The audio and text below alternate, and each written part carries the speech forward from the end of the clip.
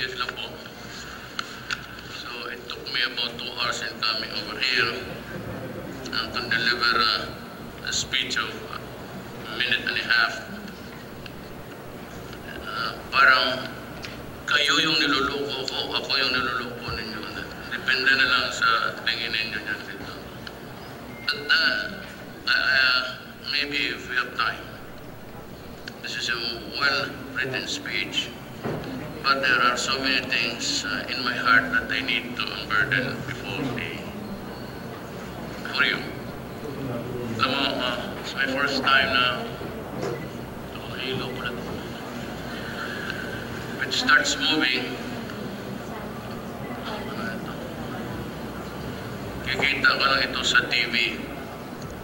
And my experience with businessmen that I was invited during the campaign to talk before the illustrious idiots.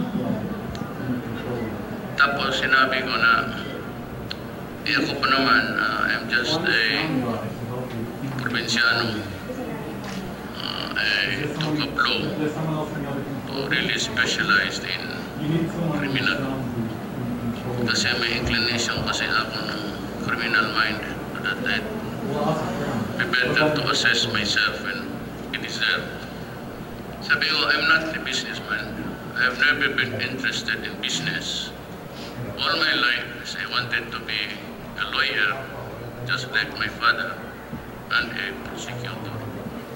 So right after I graduated, I went back because my mother was widowed very early in life. So I had to go home to help my mother run the business. And at the same time, I had to stop for a while to help her tide things over. But I really was bent on taking up law, and totoo naman ang mga subjects ko na matataas even when I was a student in criminal law. Pati nasa bar.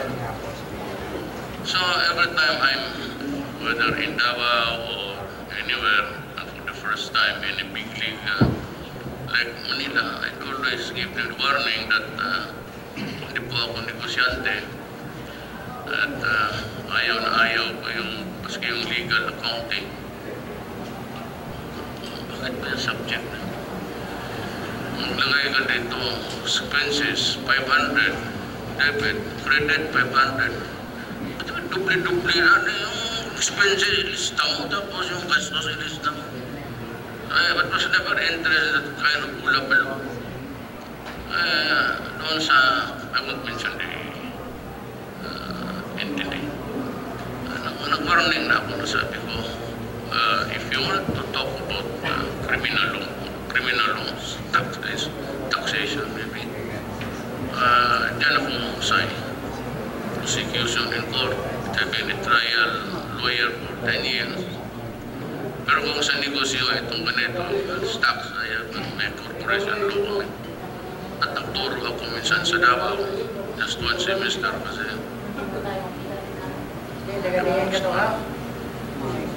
And I was talking about the typical Philippine say, ano what ails this country? It's not only about money, it's about improving the landscape, improving the economic, social, and what is really pulling us down until now is the prevalence of corruption. Yun ang tinitira ko doon sa speech ko. That I was also worried about the drugs and the allied crimes until now. Pagkatapos ng speech ko, I was reading the newspapers the following day. At sabi noong presidente ng club na yun, I was just talking about business on the surface. Nothing about, alam mo, kung niyaya mo ako, do not comment. Ngayon, ikaw dito, presidente ka ngayon, tapos tatanungin ka po sa how did Duterte fare yesterday? Ay, walang sinabi kung hindi yung krimen. Wala namang sinabing sa business. Sabi ko, putang ina mo, sinabi ko na sa iyo na hindi ako marunong. Ngayon, dadal-dal ka nandyan sa daya. Sa kapal kita. I told you so. I was very honest. I am really very honest. Why? Because I really find no objection in life to tell a lie. Yan ang sakit doon. Hindi ako magsinungaling. Ba't ako magsinungaling? Is there a duty, a mandate to me to lie? I just give you the truth and that's it. Yan ang nakuha ko sa nanay ko. Kasi nanay ko po, hindi ka magsabi na totoo, hindi maghinto ng palo. You just have to tell the truth. Grabe yun. Ay, kung buhay pa yun, demanda ko ng child abuse yun. Grabe ang inapot ko doon. So, ngayon, sabihin mo sa akin na it might just sound sometimes vulgar or out of the line. But, sasabihin talaga ano totoo. Kung sinabi mo, pinatay mo daw, totoo. So, ano lang. Kasi itong I remember, dito sa Phoenix, it was just on its early thing starting to do business in the Philippines. And yet, as early as at that time, they were already profited by so many issues. One was really the smuggling down of diesel, basta oil. So, pumunta siya sa akin. Sabi ko, ito ba totoo? Tell me the truth. Ikaw ba dito walang sa akin? Kasi walang talaga ngayon. It is above board, by the way. Above board. Patawagan ko yung customs. Sabi ko na, alam mo, yung mga taga-Davao naman, pagkakakumpisa na. Hindi mo marahin mo kayo dyan. I'll go to Manila, I'll go to your office, I'll go sit you in front of the public. Sinabi ko talaga sa ano na yun. So, sabi ko, kung gusto ninyo, you file a case. Sabi niya, go ahead. Huwag kayong mag-i, you file a case. And the fullness of God's time, it was decided in this paper. Kaya alam ko yung dito tayo sa shift sa corruption. Ako po ay hindi naman mayaman, hindi naman mahirap. Average mother, father, teacher.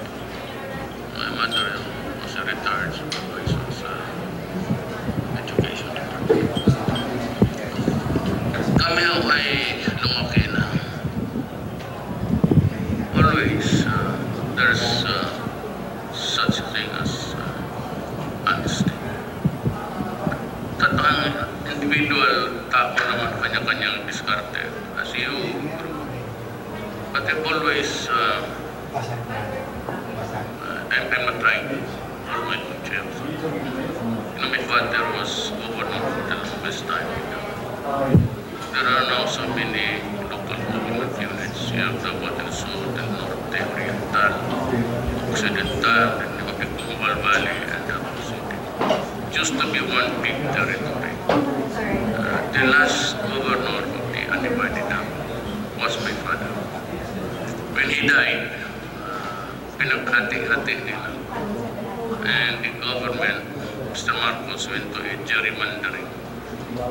So the north was given to the Bulanos and to Toledo.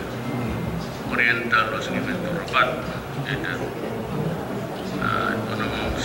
Del Sur was given to Hongkong and Almendras. And Davao City remained in the control of Mayor Lopez kasi brad niya si Mr. Marcos sa maternity.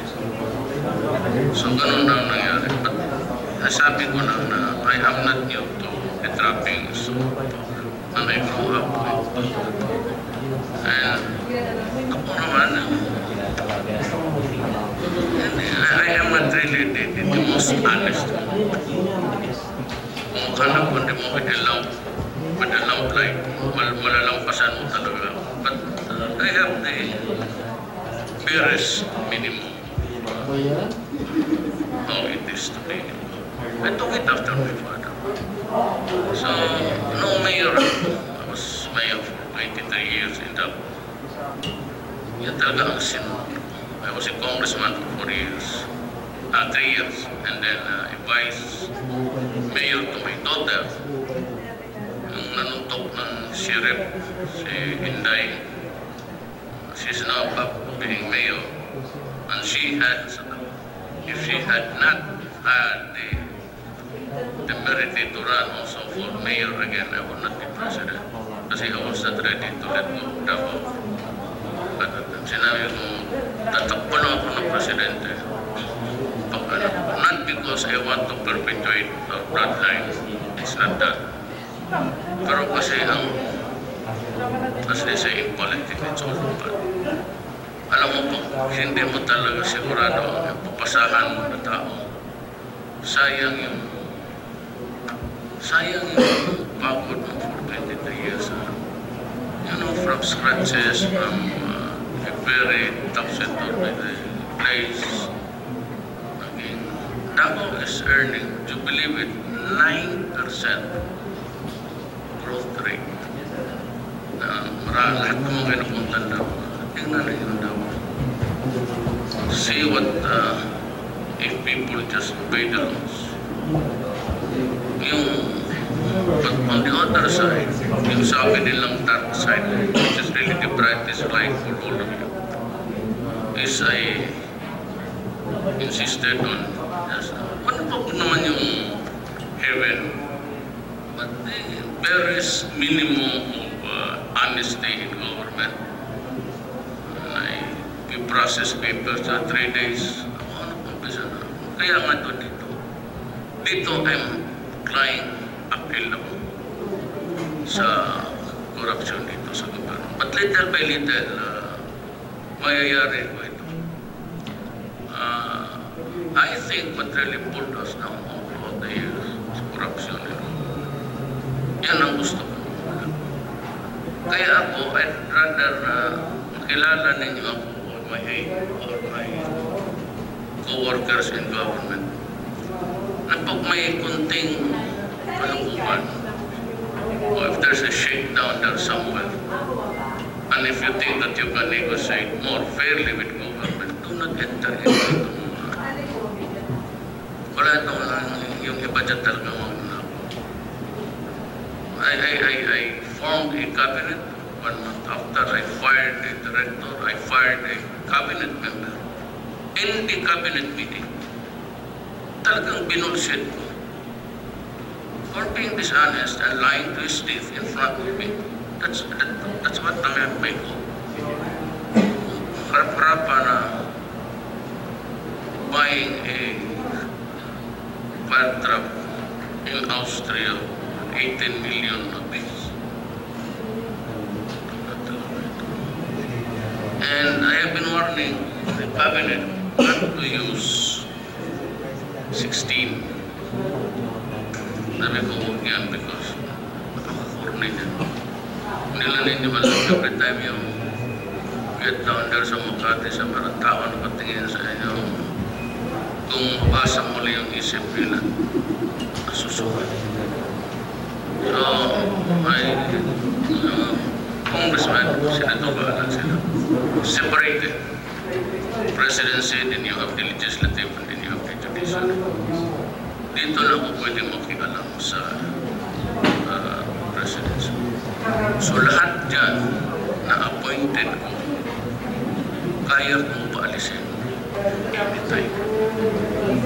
Pero yung local government officials who are elected by the people, supervision lang dyan.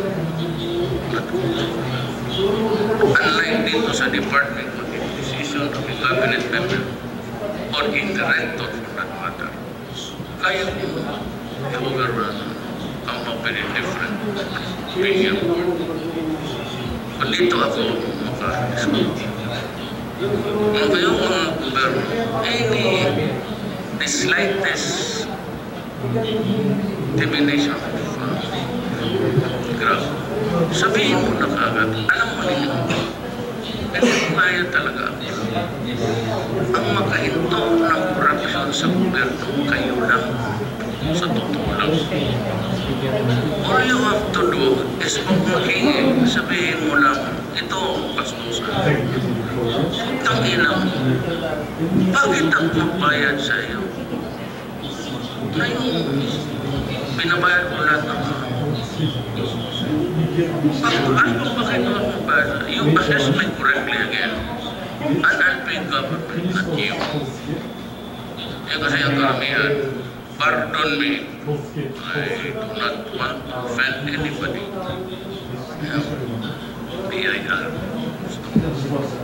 Sige, kagel ka na lang. Half the price, yung kalahati naman sa gobyerno, kalahati sa ganito. Sayang. Kasi kung sabihin mo lang, you assess me correctly. At pag niloko ka, or if you are not satisfied, all you have to do is call 888. And you can call anybody here. And ask for an appointment, and I'd be glad to face you and give you about 50 minutes of coffee time and just tell me the truth. And I will fire. Ay, may di ako mahilig mag-suspend. Yung taga-Davao na kasama was with me since 1988 when I became fired. Yung magpaparinig lang. O kaya kung ano nang pinag-usapan ninyo sa inyo, yun na yun. So, matatas mo. Obviously, kung hindi totoo, alam mo na kung anong ibig sabihin niya. So, hindi talaga pwede sa akin yan. Kasi ayaw. Kasi lang naman sa panahon ko, ako provinsyano, kasi sa panahon ko, ma-minimize ko lang naman, if not totally, improve the economy by cutting first on. I said what fundamentally is this country, and that is corruption. Now I am facing with so many problems. Hindi mo lang siguro kilala naman niya sila lahat. Ako ang hindi niyo kilala kasi hindi naman ako punta rito. My world is different. My world is different. Dito ako sa maasahan niyo ako sa law and order. Maasahan niyo ako dyan sa tight fix. I am not the type na pwede punta dito so I am more sa field and sa big problems. Like, for example, the killing field. Sabi na human rights. You know, when Davao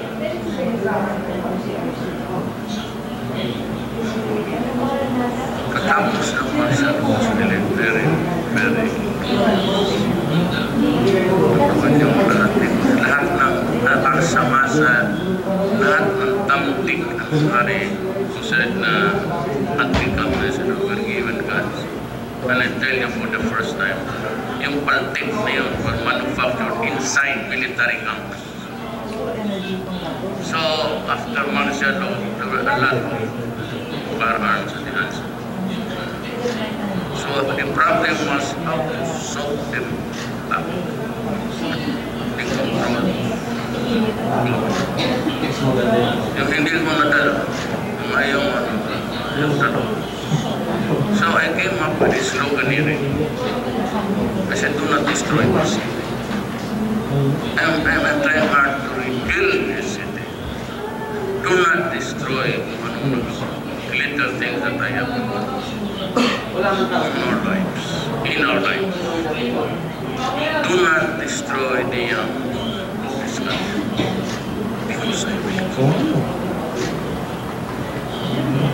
So, ang Davao, yung naniwala, napubay. Siyempre, yung hindi naniwala, namatay. Ideological. Ngayon, nung presidente ako, if you remember, I said at one time that if I win, Please do not destroy my country. Very poor people are suffering. There's not the slightest light at the end of tunnel at the future for this country. We'll try to break this thing. What's stopping us? And again, it said, do not destroy my country. On bended knees, sinabi ko. On bended knees, I ask you now, kayong mga kriminal lahat, do not destroy my country and do not destroy the young of the community. Alam mo, hindi ako milyonaryo. Kayo dito, trabahante, meron kayong good savings but not really enough. We work for the education at ang ano natin sa mga anak. Wala tayo, may potential savings enough for education. For those who are better off, you go to America, then you try anak, wala na kami, at least in your lifetime, nakatigim kayo ng Europe, pero all the rest of humanity outside was building down there. Wala yan. And ako, mayor na, pero mga 1 year sa hospital. All the best. All the best that St. Luke can provide. Pero kikita ang St. Luke dyan. Pero 1 year ako dyan, okay ba? I can, the best medical care. But after 1 year, andyan ako pera ko. I'm just giving to you. Pero around, wedding, linen, and everything, maybe sweet. Pero after 1 year, yung walang ganun. Yung hindi naging presidente, yung hindi naging mayor. Putang ina, sino? Pipili ng medicine sa mundo. What vital medicines, antibiotic, anti-cancer, cost of 7,000-8,000. Sino magpili sa kanila? So, ako kasi na hindi ko siya nakikita nila.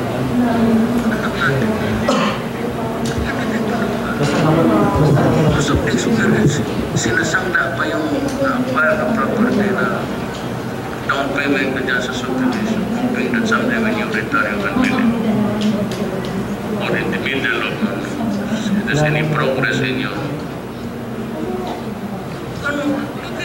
kung mayaman na hindi ako nakikialam niya sa mga pagkamatay kayo. The better. Pero huwag niyo may yung malilinis. Ang problema ganito, may pare pa dito. Ganito yan eh. Ako fiscal, we are trained to be impartial.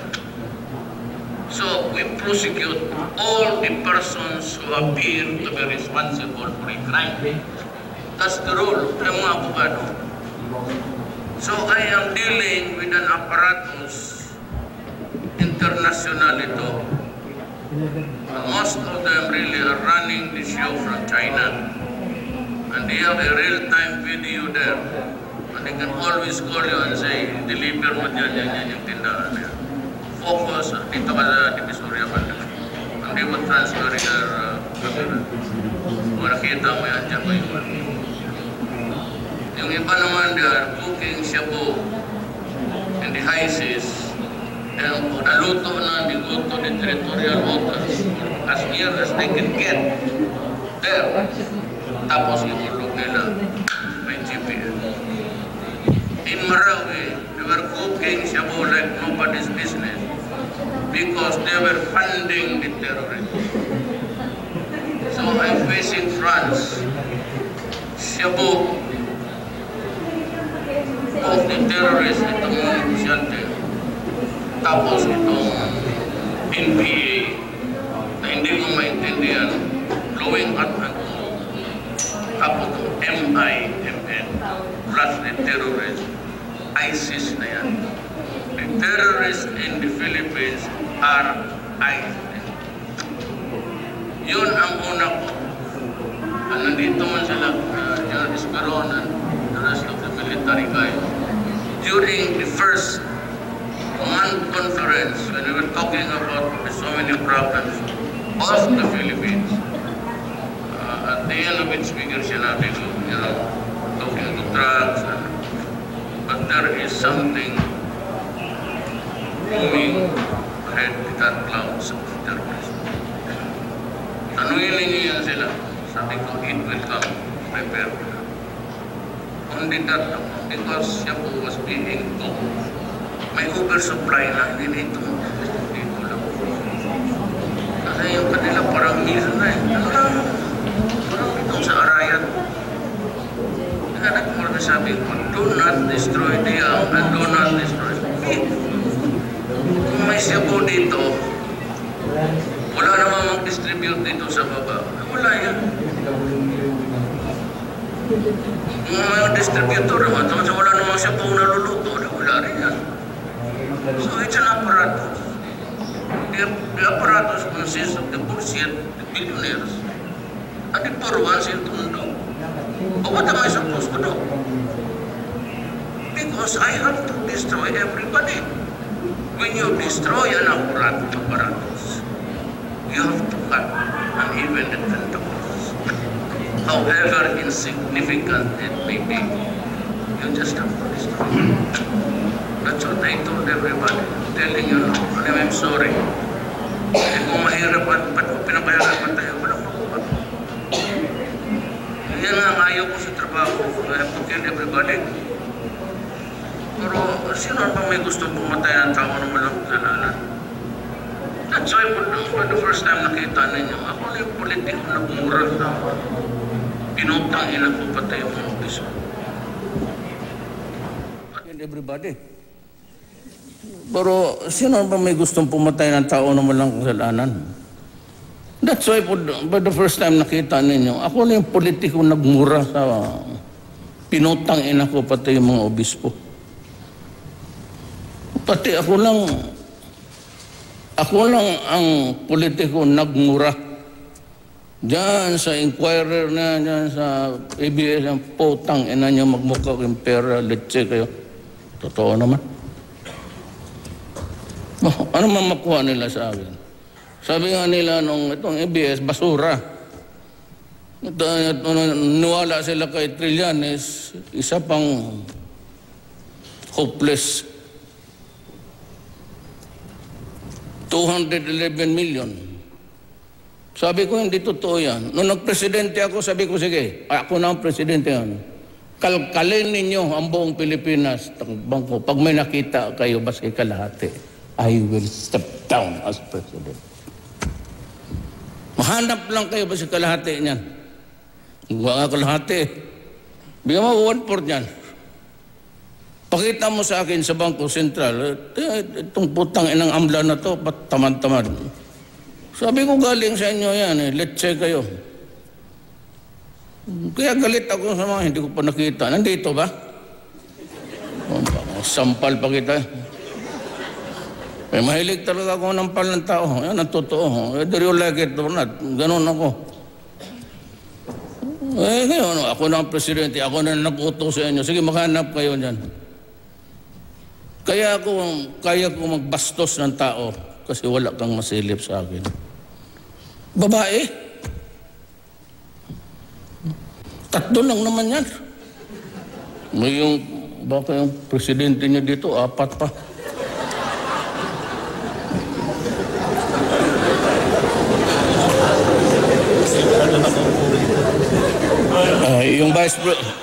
Yung vice president na lang, kung hindi yung president niya. Sa drama, huwag na tayo magdrama. Lahat man tayo. We all have feet of clay. That's the problem. Nag-aano ka lang, how deep you are stuck in that mud. But we all tread with the feet of clay. Kaya nga. So yan ang ano ko. I hope that things can I need about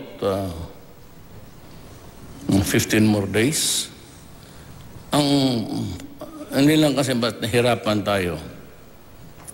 We knew that there were sorts, nandoon na lang. But ang hindi ko talaga alam, at baka siguro hindi talaga rin namin na-miss namin is, karami ng armas. Anak, hindi maubusan. This is the 45th, 46th day. Hindi maubos-ubos ang. Lalo na yung grenades. Yung ipasok dito sa yung Armalite, may tube yan. It's a grenade, but it's fired from a rifle. So, marami akong... that's why I'm not not my usual equanimity. Kasi, alam mo bakit? You want to know the truth? Kasi ako yung nag-declare ng martial law. And I was the one who ordered the armed forces and the police to go there and fight and die. Kaya gusto ko talagang pumunta doon. The other day, I attempted again, but Marawi is always a rainy place. I was circling Marawi. I could not land. I could not go down near there. Baka matsambahan kami ng Barrett na caliber 50. Pag tinamaan yung gasolinahan niya, sasabog talaga yan. But I really wanted to be there, to be just with the fighting security forces. Baski magpakita lang doon. O baski matamaan, basta dito lang sa puwet, huwag lang sa harap. Sa likod sa puwet, wala yung buto lang yan dyan. I'll try again. Not because it's not progadasyo. It's just, ayaw ko magpunta doon na peaceful na. Gusto ko pumunta doon yung hindi naman ako maipasubo na sundalo na really. Basta ilayo lang ako ng konti. Basta I want to be there. Well, there is still fighting so that I can observe. But I'll try to make it again this week because of our Muslim brothers and sisters. Now, do not get me wrong. I always say this so that you'd understand what I'm saying. Ang nanay ko Maranao. Ang nanay niya Maranao. Lolo ko Chinese. But my father was a Cebuano from Danao. Cebu. So kung wala akong may there's a Moro guy here. Do not be offended. I am a Moro also. Pero it's a hard. May I just read it? It's what? To give justice to the fellow who wrote this. I congratulate Phoenix Petroleum Philippines Incorporated for its 10th listing anniversary. As mayor of Davao City, I personally witnessed how it grew from a single gasoline station in the city into one of the fastest growing oil companies in the Philippines. I am also grateful that you continue to share your success by spearheading socio-civic programs to the benefit of local communities. In return, we in government are trying our best to create an environment conducive to investment and establish a harmonious working relationship within them.